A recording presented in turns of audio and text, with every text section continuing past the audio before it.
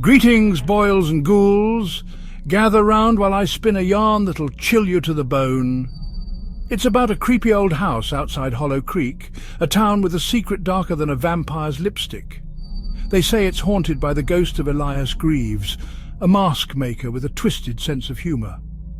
Legend has it that Greaves made masks so lifelike they were more than just a pretty face. Some say he used real skin. The house stands on a hill overlooking the town like a skeletal watchman. Its windows are like vacant eyes, and its paint peels like decaying flesh. Locals whisper tales of strange lights, eerie whispers, and a bone-chilling laughter that echoes on the wind. Some say the masks themselves are alive, their painted eyes watching, waiting for the right moment to unleash their curse.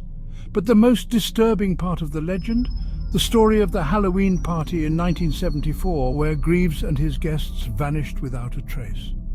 The police found the guests' bodies, or what was left of them, drained of life, their faces empty. The only thing left behind was a single blinking mask. Elias Greaves was a recluse, an artist obsessed with capturing the essence of humanity in his masks. He lived alone in the old house, shunning visitors and the prying eyes of the townsfolk.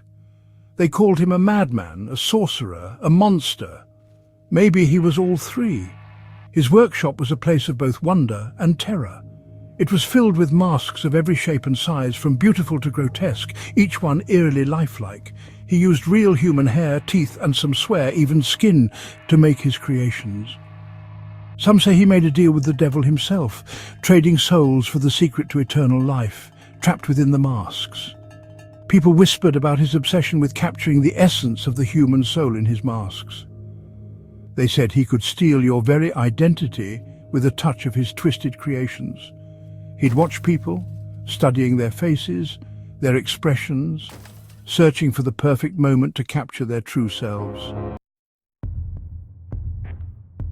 On a stormy Halloween night in 1974, Greaves threw a party. He invited the town's elite, the very people who had shunned him for so long.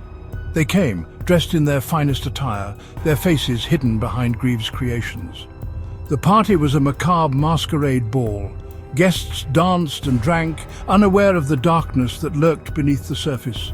As the night wore on, a strange atmosphere descended upon the party. Laughter turned to screams, the music stopped abruptly, and the lights flickered ominously. One by one, the guests began to disappear, their laughter echoing through the empty halls, turning into blood-curdling screams that were quickly silenced. When the sun rose on November 1st, the true horror of the night was revealed. The guests were found scattered throughout the house, lifeless and hollow, their faces stripped bare, replaced by an eerie emptiness. Only their lifeless eyes remained, staring vacantly into the abyss. The only sign of Greaves was a single mask lying on the floor, its eyes blinking slowly as if mocking the living.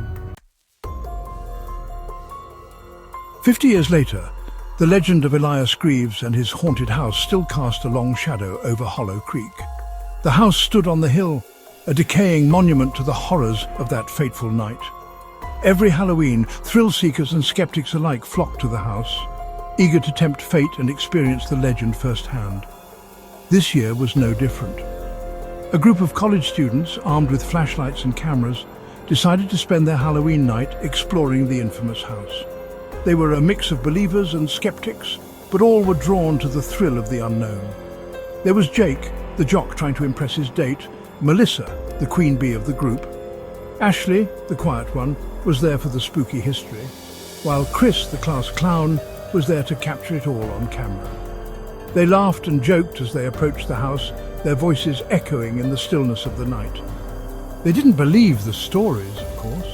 It was just a bunch of old wives' tales, right? They were about to find out just how wrong they were.